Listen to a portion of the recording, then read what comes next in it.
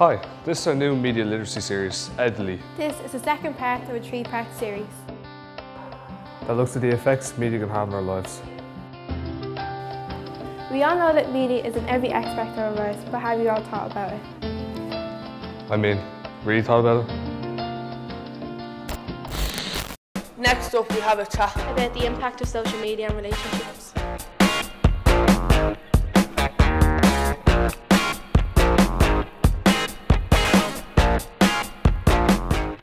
I think that people are putting under a lot of pressure on social media to actually either be in a relationship or not be in one. And it seems like both ends of the spectrum are both equally as bad. Like if you go into a relationship and let's say you get out of one because it's bad and then you go back into one because obviously the other person was bad for you but you get with somebody else. It kind of seems as a really bad light and people then tend to spread like rumours and talk about you. And like you haven't done anything wrong, but in their eyes it looks like they have because all they see is you put up relationship status. Yeah. That's really about it. And as well, people seeking attention by doing it. Putting up big relationship stats, putting up pictures like every day. Kind of overplaying it. Not only would it affect their relationship, it just affects like other people as well. Seeing that kind of just being like putting them down, seeing like them two being like happy and stuff. But you don't actually see like the other aspects of what's happening with them. They could be fighting. You see the happiness of them. So people always present their very best selves. Is that it? Kind of their, not just how they look, but in their lives as well. Is that kind of it? Yeah, just like a really controlled image. So always about the image, controlling it, making sure that you perceive yourself to be somebody else entirely as what you are in real life. Yeah, I think often people forget like that Facebook is not their reality. So I think that's a really valid point. That, of course, like sometimes you hear people like, oh, how's such and such person doing? Oh, I think she's fine. She was saying that on Facebook. But yeah, that's not the real life. That's not a real conversation. It's very selective. So have you ever met somebody that you were interested in or liked that you'd be like, you'd Google them? Do you know what I mean? What about you, Lauren? We wouldn't Google them, but you'd look them on Facebook. Right, that's it. Oh, you know what I mean. What information are you going to get from Facebook then? Help me understand that, Lauren. I'm not on Facebook, so You'd look at pictures of them, right, see where they live. You didn't know. See who they hang around with. Right, so you'd see obviously more pictures of them, where they live, who they hang around with, what else would... It's kind of like what they do, like what they're interested in. Yeah. Yeah. What they have posted as well, like who they talk to, what they say, or what else would Their opinions.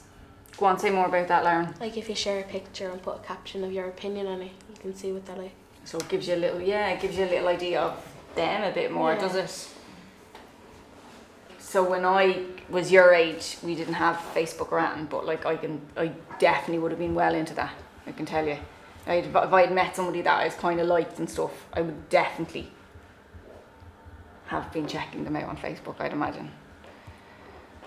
So what is an example of something seriously that somebody that you thought you really liked and you like all friends and stuff he does, but he posted something or said something that you totally disagree with? Give us an example that would change something for you. I don't know. Do you know? I don't know. It's like if you see them putting up things like slagging girls, statuses like, oh, Girls shouldn't do this. Girls shouldn't do this, and girls are fat boards or whatever they say, that kind of just. So derogatory marks about women. Yeah. David Teagan, is there anything for you? A game changer? I think it kind of be the same. Yeah. Yeah. Yeah. Derogatory marks about people or how they should act or shouldn't act. Is that kind of it? Yeah. Cool. Next up, we have a little drama. When I'm watching an ad for my favourite energy drink, I'm looking for an ad that's happy, that's fun, that has lots of really fast edits, so that my short attention span doesn't make me bored. I'm looking for an ad starring cool young people looking happy, doing fun activities like playing pool. I laugh. I want to see an ad with lots of different people. Students, office workers. They use words like Happiness, fun, happy, fun, fun, fun, And pretty people. Now that's all get me to buy my favourite energy drink. It would be better if our friends' names are on it. And the logo with the Stinger music. Focus. Focus, yeah. Over here. Keep going. Yeah. Great, thanks. Now we're going to go to the streets to find out how you think media can affect relationships.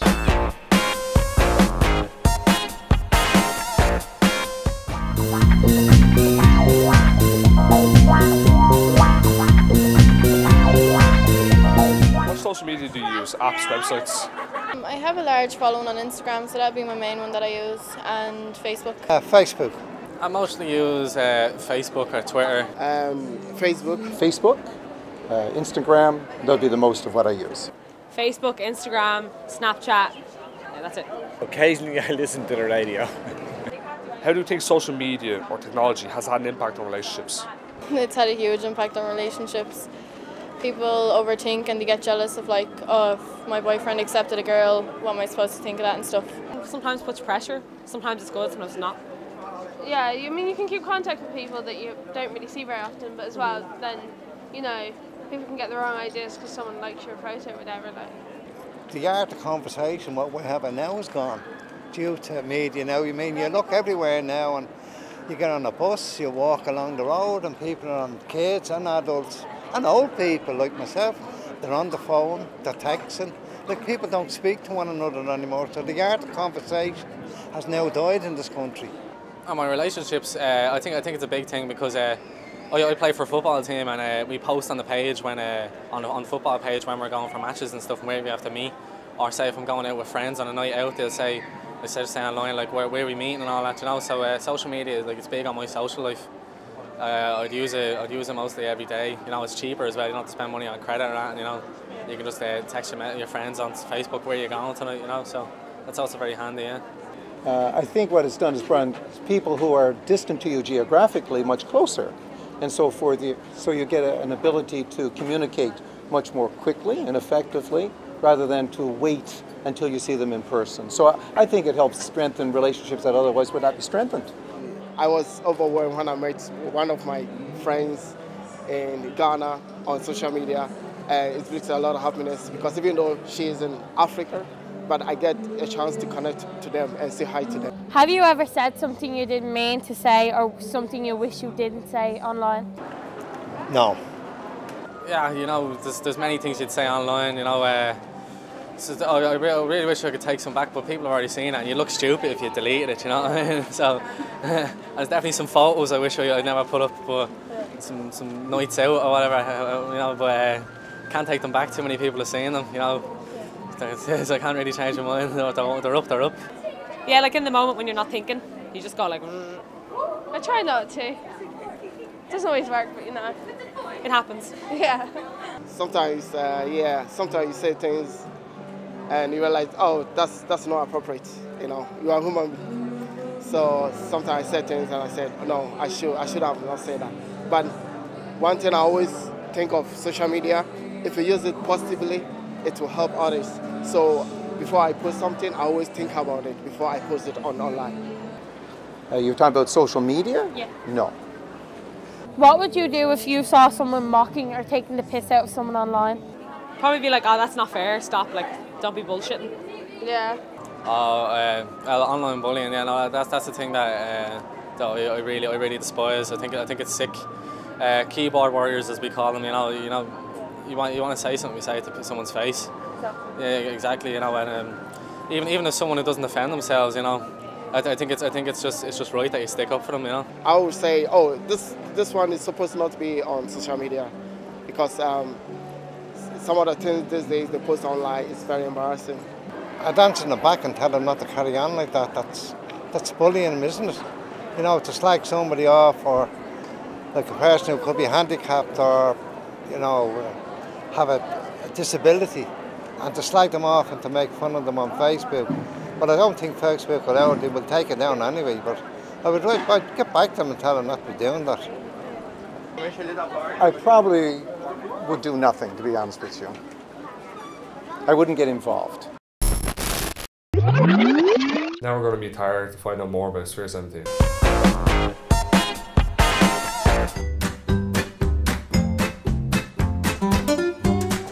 I'm with Tara Coleman from Spirit 17 to find out a bit more about the centre. Hello Tara. Hi Lauren. Can you tell us a bit more about your role in Spirit 17? Yeah, I can. So I'm like a youth worker and I'm based here in the Darndale building. And what I try to do is create a space, a nice space here for young people to be able to come and be themselves and hang out with their mates. Why did Spirit 17 start?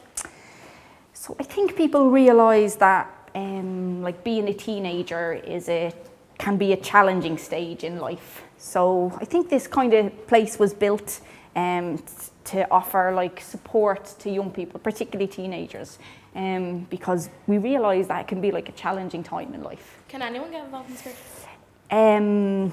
We welcome young people from the ages of 10 up until 23. So like anybody in the Dublin 17 area, even outside of the Little Bar, are more than welcome. Yeah. What types of activities do you do here?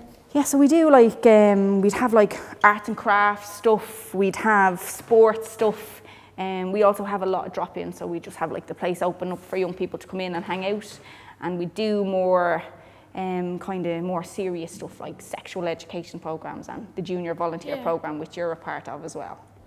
Thanks so much for talking to me today, Tara. Thanks Lauren, thanks.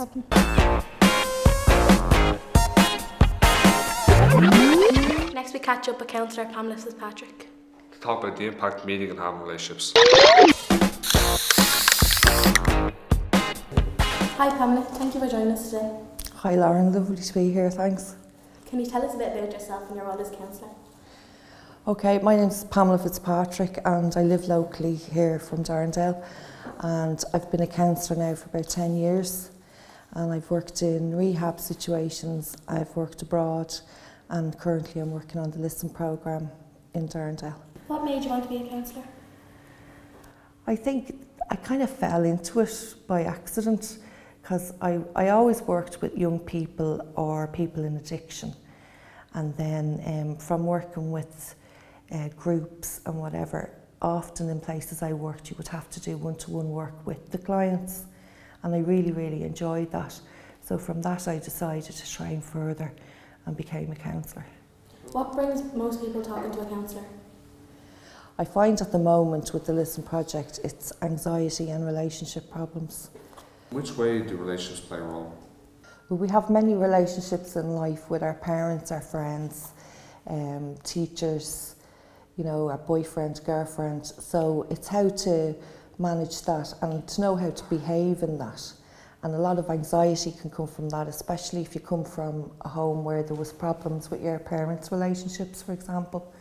And we also have to kind of behave a little bit different in each relationship we're in.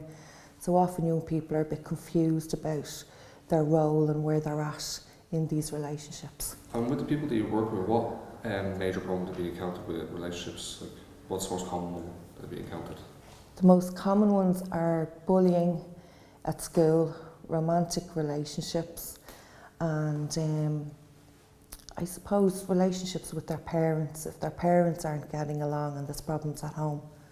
Are relationships portrayed in a certain way in media? Is there particular pressure that we're faced with? Okay, well media, especially social media, portrays a very unrealistic view of relationships. And if you look at, say, social media, for example, Facebook, you're talking to people all day long, every day, but you're not looking at them. So in a relationship, eye contact, body language, touch even sometimes is very important in a relationship. So young people aren't learning, or they're forgetting how to behave with people when they're actually in real life, because they're talking with people so much on the internet. And would you say there's any positive effect social media has on young people? I think the positives are that you have access to so much information as well, and there are support groups on social media that you could join and talk to on forums, talk to different people and blogs and different forums. But where anxiety, relationships are concerned, it's actually probably more negative than positive. Are there stereotypes that are being reinforced in the media? Okay, well certainly happy relationships, yeah, the perfect relationship, the ideal, there's no such thing. Like there's difficulties and problems in all relationships, so it's about learning how to deal with that. But young people are almost pressurised into the perfect look, the perfect relationship, the perfect job, the perfect way to be, even down to like particularly the perfect sexual ability, you know, for people who are looking at other stuff then on the internet, you know what I mean? And it's all unrealistic. With regards to stereotypical couples, I think since the referendum passed last year, before that it was all very much heterosexual stereotypes, and now more different types of relationships and marriages and families are being introduced to our world, let's say. It's more open, and that's a very positive thing. What advice would you suggest to young people to be able to protect ourselves? I think always have a go-to person to talk to, whether it's one of your parents, an older sibling, a teacher, someone that, a youth worker especially, someone you can go to for advice and share an experience with that you trust, and that you know it'll be kept safe and confidential for you, just so you can talk it through and make sense of it.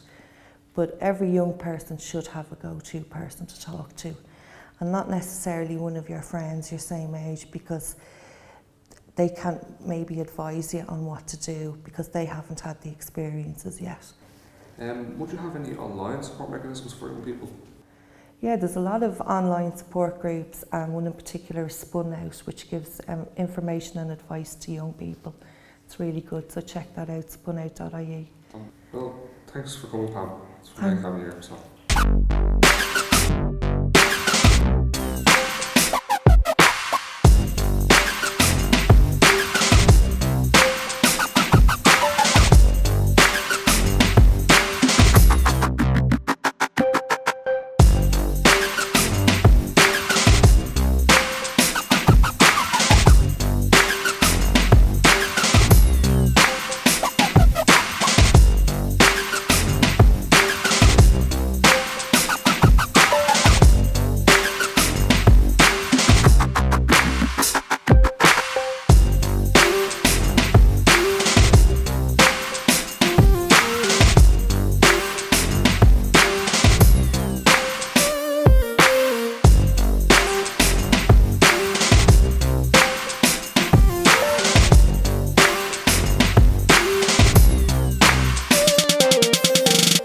Great to get more in-depth research on the topic. Now it's time to go back to the street to get more of your ideas. Do you think social media puts a pressure on relationships? Oh yeah, big time. You know, I think I've seen it before with my friends. You know, girlfriends getting paranoid and they've seen them out on Snapchat and all that. Well, you have to, like, when you're on social media and when you're in a relationship, you have to prove to everyone that you're happy in it and that everything's good and stuff like that. I wouldn't really post, if I was in a relationship, I wouldn't really post many things on Facebook because, you know, I'd end up getting a phone call or getting hassled, you know what I mean? Some people can be caught up in social media, and it can, like, put pressure on, you know, because there's so much advertisement going on, and there's so much people saying, oh, you're doing wrong, and you're not doing this, and you're not doing that. And some people can buy into that. Depends on the person. Yeah, no, it depends on the person. Depends on the relationship as well. I think that if you look at social media, sometimes that there may be certain events that are occurring that are skewed to one way or the other, and that can cause, I think at times, significant differences in opinion and can cause a disruption of relationships. Do you think there are certain family types you ever see on TV? I think there's like soap operas and then there's kind of everyone in that, but it's all so dramatic, but like maybe normal TV shows, not so much. Yeah, you don't have a lot of normal TV shows where it's like one parent or a gay couple or whatever, like you don't have that much on TV. Yeah, like the perfect family, yeah, stuff like that, yeah, definitely. You don't see enough of programs, like an in-depth programs of like social media, like the housing crisis, where women are, say, divorced or left on their own, and just, you don't see that the hurt and the pain that these people go through.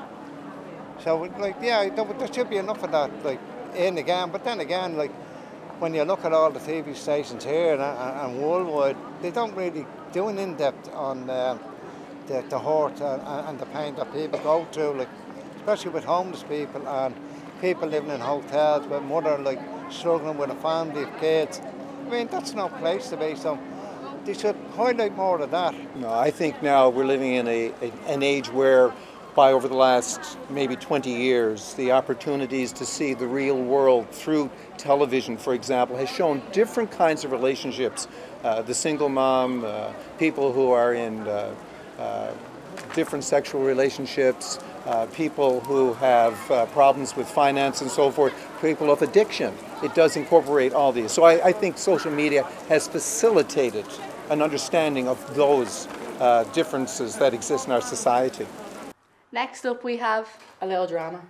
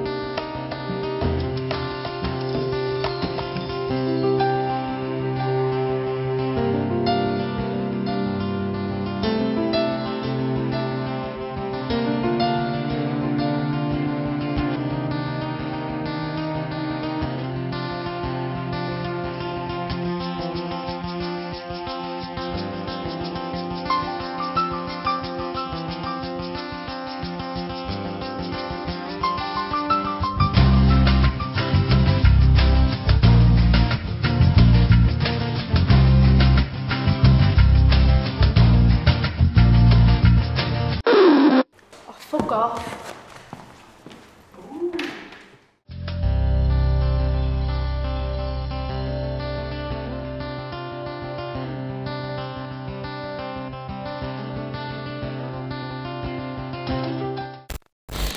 Our lives wouldn't be half as much fun if we didn't have media like Snapchat, Facebook, TV, magazines.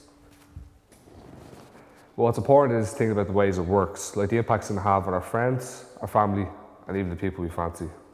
Until next time.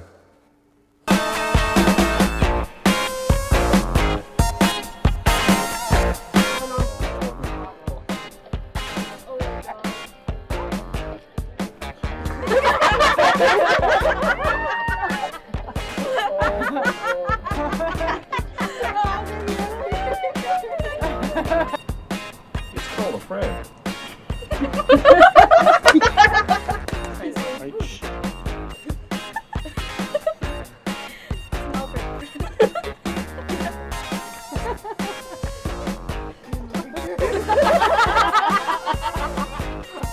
There's a fresh haircut out there, isn't there? Haircut, new short golf. Your eyes will be totally open.